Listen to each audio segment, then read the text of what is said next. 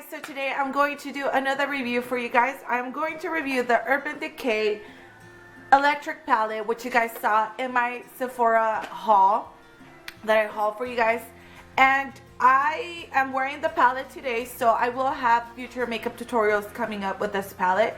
And this wasn't a palette that I saw all the hype about. I just kind of randomly came across it, and I really kind of like how funky it is. I've told you guys before that even though I'm always wearing like dark colors and stuff, I do express myself through colors with my makeup, and that's just because I love wearing colors, greens, blues, whatever, I like them. And so I wanted to get this palette, but I was a little bit on the fence, and since I got 15% off, of course I had to get it. So this is what the packaging looks like.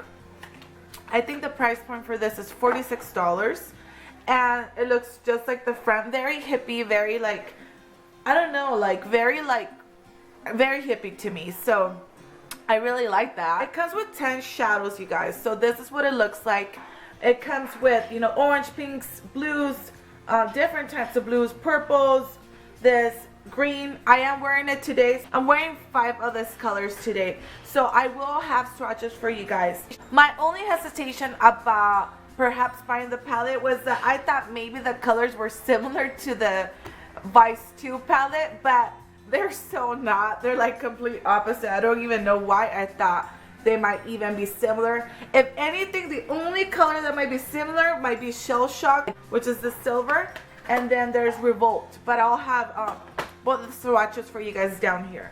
So the packaging is amazing, you guys. These are pressed pigments, whereas these, I believe, are shadows. So I did notice a little bit of difference when putting them. They are highly pigmented, you guys.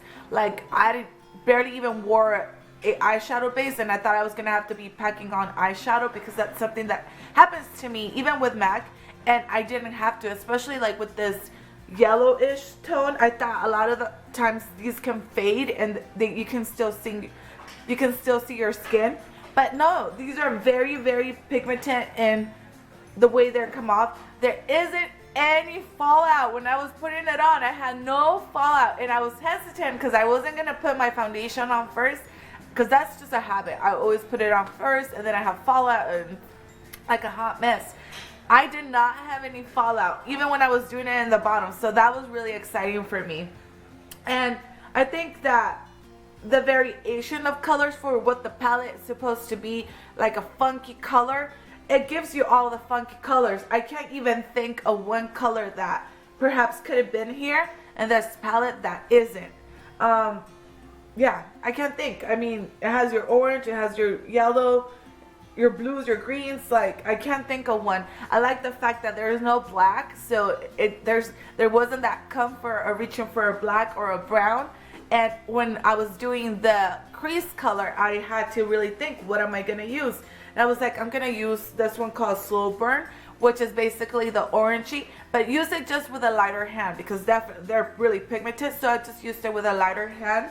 So there's definitely colors you can find to work with. So like I said, I'm gonna do a couple of tutorials. The color Revolt, which I thought was going to be like the Urban Decay Shell Shock, it's just a nice metallic. Gonzo, this blue is like very electric, very funky. Slow Burn is orangey, but it also has a tint of pink to it. I think this is a color that, like I said, you can build it up or tone it down to be a great crease color. Savage is a great hot pink that I love. Then you have Fringe, which is like I wouldn't even know how to describe this color. It's like a bluish, greenish, I don't know, shadow that's just so pretty. Then you have Chaos, which is like a bluish purple. Jilted is a very pinkish, purplish color.